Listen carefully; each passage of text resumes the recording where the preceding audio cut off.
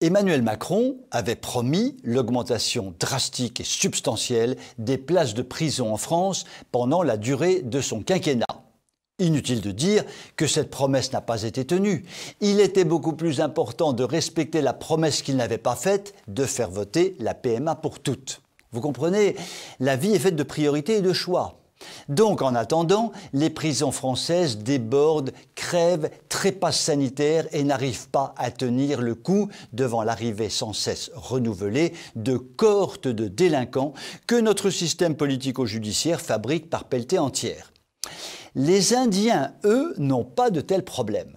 Pragmatiques, réalistes et pratico-pratiques, ils ont d'autres ressources et plus d'un tour dans leur sac. Ils n'ont pas tort, parce qu'avec une population de 1,3 milliard d'habitants, ils pourraient vite être complètement débordés.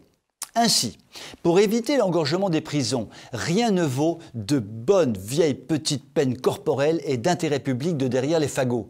Ça ne prend pas de place de prison, ça marque les esprits durablement et ça fait du bien à la communauté tout entière.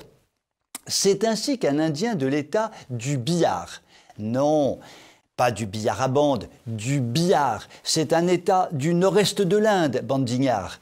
Un Indien du Bihar, disais-je, accusé de tentative de viol, a été condamné à laver le linge de 2000 femmes de son village pendant 6 mois à ses frais. Avouez que l'idée est toute propre ou nette. Je suis convaincu que ça va le calmer un moment, le gars, et que la prochaine fois, il y réfléchira à 2 fois avant de manquer de respect à une dame.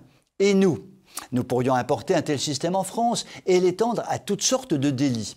Par exemple, tous les gars qui salissent et taguent les ponts et chaussées de France, condamnés à sortir les poubelles de tous les immeubles de leur rue tous les jours pendant 6 mois.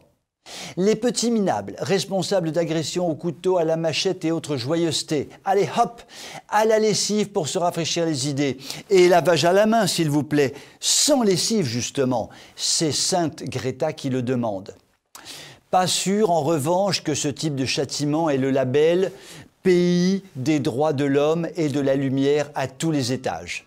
Finalement, c'est bien dommage. Je vous souhaite une très belle soirée.